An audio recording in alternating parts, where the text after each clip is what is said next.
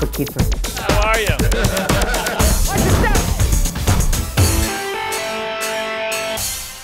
Amigos, llega el momento que tanto esperaban, el instante de comprobar nuevamente que tienen una visión privilegiada. La película 17 Again, protagonizada por Zac Efron, es perfecta para este ejercicio semanal. ¿Listos? Oh, no. No problem. A la acción, compañeros. Mike O'Donnell se encuentra en la cancha del High School Hayden entrenando. Mírenlo, tiene un estilo de juego que nos recuerda a Gravis Vázquez. Vázquez fires it up and hits a three. Observen bien la cesta. Esa no, la que contiene los balones. El coach interrumpe el entrenamiento y en la canasta quedan 7 pelotas que en segundos seguramente atravesarán la red. Sostienen una conversación acerca de... Un momento, ¿vieron lo mismo que yo? Control remoto, retrocedamos.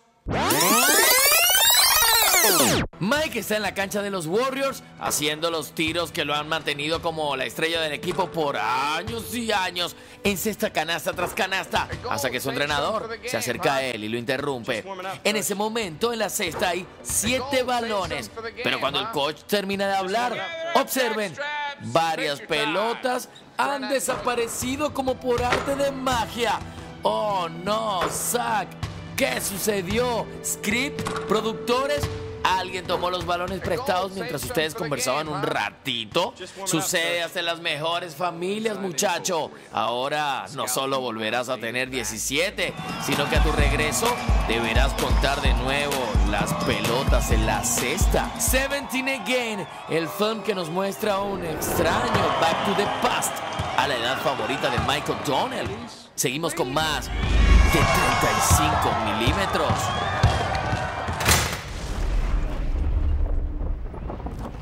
Everybody back!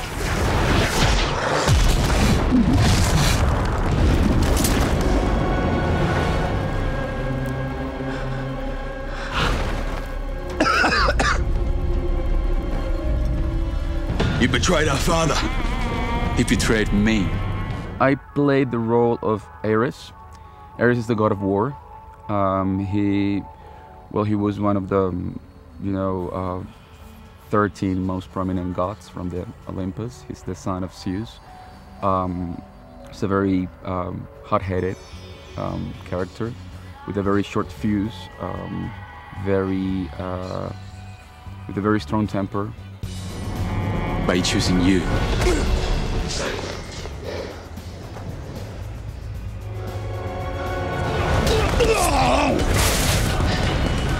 Theseus is a semi-god, has always enjoyed the emotional favor of his father, as opposed to Ares. Ares has fought thousands and thousands of battles in the name of his father, on behalf of all the gods, and he feels put aside, he feels excluded, he feels ostracized by his father. He feels that his father doesn't love him.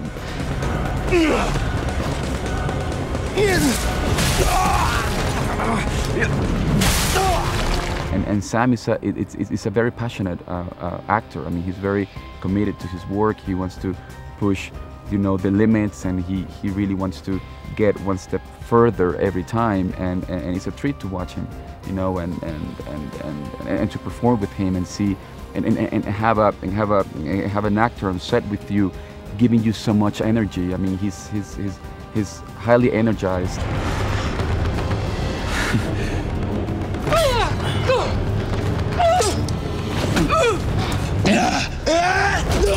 We are brothers, but not equal. Versus has a kid now, and he is content with his human life. Tell to our friends in Latin America about the changes or in your characters in this new movie. Well, I think by giving Perseus a kid and it being 10 years down the track, he's more paternal, and as you said, he's content, he's happy with his fisherman life, and the burden of being a demigod hasn't really touched him just yet. And when it does, he realizes he's rusty and he's out of practice. You betrayed our father. Our father? Our father betrayed me by choosing you. it's harder to be a demigod. How does it feel to be that? I think it's a burden. I think it's a responsibility. I think that's what Perseus feels. I think, you know, he's in this movie. He understands what it means to have that sense of power. Professional, what do you think about his performance? Edgar, I think Edgar's an extremely talented man. I think, you know, you watch his performance in Carlos. It's fantastic. Even way back in, you know, the first movies he set out to do, you see a talent that is just, you know, increasing with each performance. I think he's a very passionate man. He's very detailed. And he's an actor who loves making movies, which is always a good thing.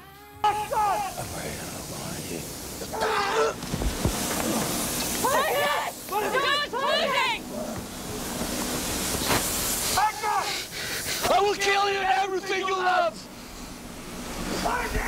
This is a very physical role. Was a dangerous shooting too? Yes, I died several times during the filming of this. No, look, it's I don't think it's dangerous. No movie's ever going to be dangerous. You know, I do as much as I can within limitations, and so I don't get hurt. But I believe an audience demands, you know, to not be pulled out because they see a stunt. What do you think about the vision of Jonathan? Look, I love Jonathan. He's like my brother. We like the same movies. We're the same age. We've got the same sense of humour.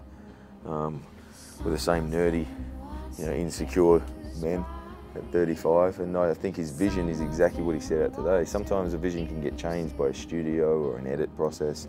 But this is the movie that Jonathan pitched to me way back before we even started. And 3, 2, 1, boom!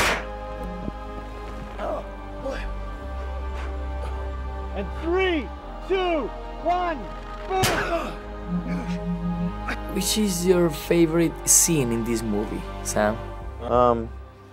Like any scene with Liam or the kid, because we're bringing in the family values into a big blockbuster. You know, I love the labyrinth moving because they built a real labyrinth that moved.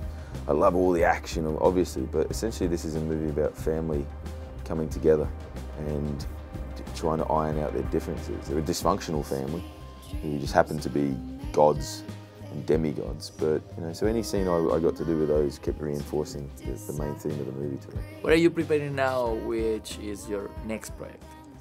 I've got something that I'm doing in July, which is a thing with Jared Butler and Matt McConaughey. So it's obviously a movie about very ugly men. But apart from that, you know, we'll see how this goes. When will you come to Latin America to make a movie with us? I'd love to go down there. I went down there when I was a kid, or when I was a kid, you know, like in my 18, 19, I went down there. So.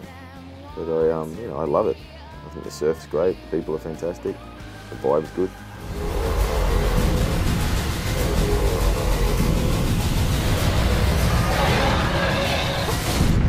Wrath of the Titans.